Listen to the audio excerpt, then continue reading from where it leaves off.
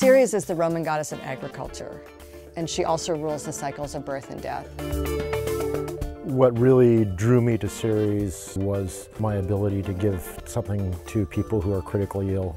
And the idea that food should actually be of nourishment and healing is just, you know, for a gardener, that's what you want food to be.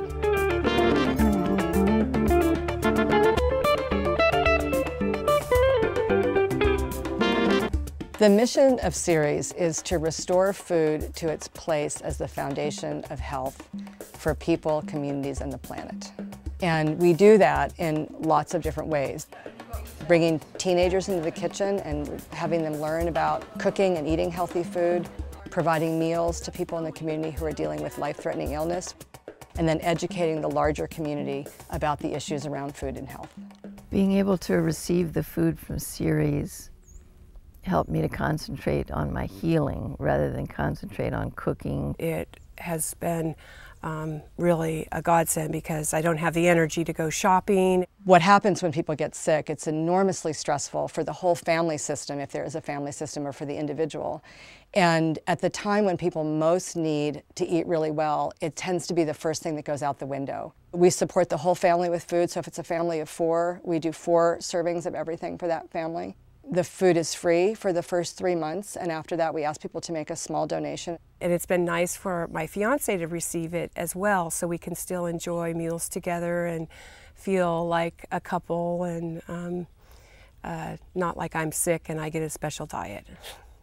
The logistics around how the meal program operates is on Friday afternoons I get an inventory of all of the produce and other food that we have at the kitchen, and then I translate that into a menu for the next week.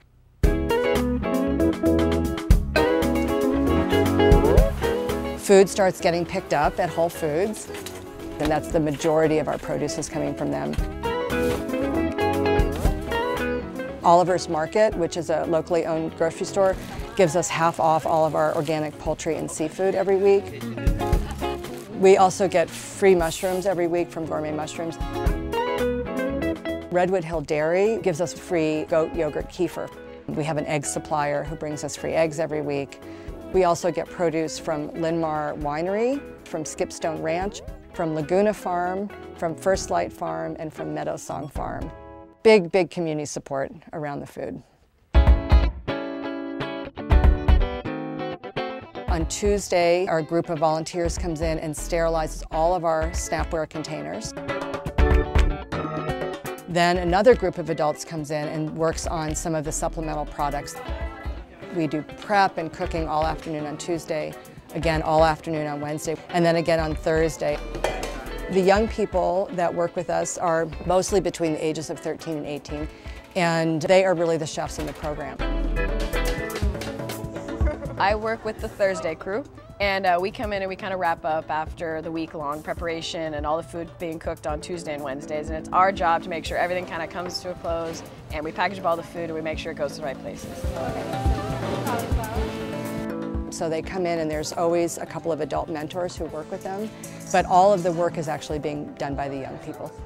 Working with teens is a challenge. They all have great energy, they all have excitement, and they bring that to the kitchen, and the objective is to keep that focused and get them working all in the same direction. So it's really very rewarding from that aspect. And I love teens and I love training teens. I think that teaching them how to cook healthy food is just critically important. When I came in, I barely knew how to scramble eggs, and now, I can cook up, fish and chicken, and I can prep everything, and I can, cut vegetables, I can, julienne, I can dice or chop, whatever you need, I'm very confident in my cooking skills. I think working at Ceres is really fun, because you get to learn a lot of, other things, cooking skills. Yeah, and also, we, get so much out of this community, it's kind of the way we kind of give back to it by volunteering. And we also, we get to take some of the recipes home because they'll email them to us so we can print them out at home and then we can cook them.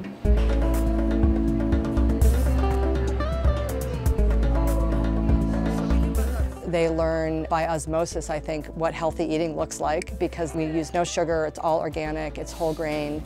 The kids are working with kale and quinoa and shiitake mushrooms and sea vegetables. Oh, I loved the salads. Well, I love the sauerkraut. Coleslaw, Chinese coleslaw, delicious. And the fish stew. Oh. So I've got 4 people. Our delivery angels arrive at the kitchen and pick up all those bags, and off they go to the clients. Good to see you. You too, Karen. Bye, Rose.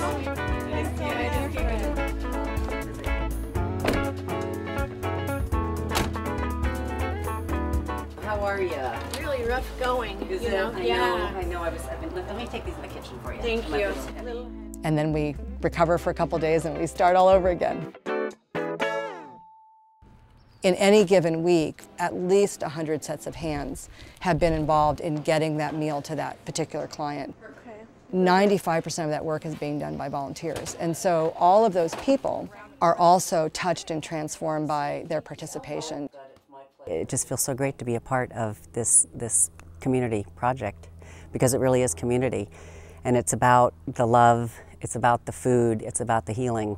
I've had people in my own family who've dealt with terminal illness, and knowing that there's someone there to care for the families, it means a lot. It means a lot, and I'm glad that I'm a little part of that.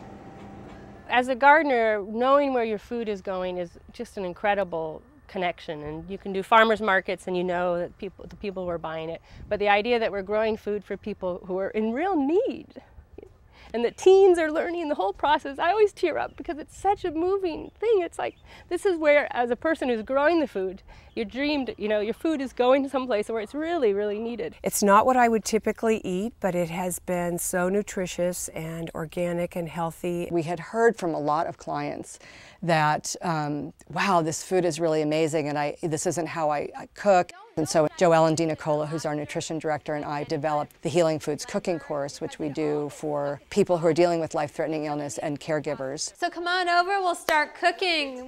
We wanted to support them in being able to continue this kind of way of eating into their lives. So this is about the size you want. The cooking class includes a lot more than cooking. We'll go out into the garden, maybe have some meditation, harvest some food, maybe have a little bit of yoga, and then go into the kitchen and cook, and then eat a meal together. So it's a really healing, nourishing space for people. And then we wanted to reach out into the larger community. And we started the free lecture series. And then we also do community classes for people who don't fit into the cooking class. They're not ill and they still want to learn. And we did the cookbook. Everything builds on everything else, and it seems to be a really powerful model for supporting real lasting change in people's lives. No one has to tell me to come here. It's an amazing experience, and I've stuck with it this long because I truly, feel the difference it's making, not only in the people's lives who I'm preparing food for, but also in my own life. I feel like it's added years to my life. I just want people to know what a difference Ceres is making in the lives of so many people. And I hope that everybody that hears about it will get involved.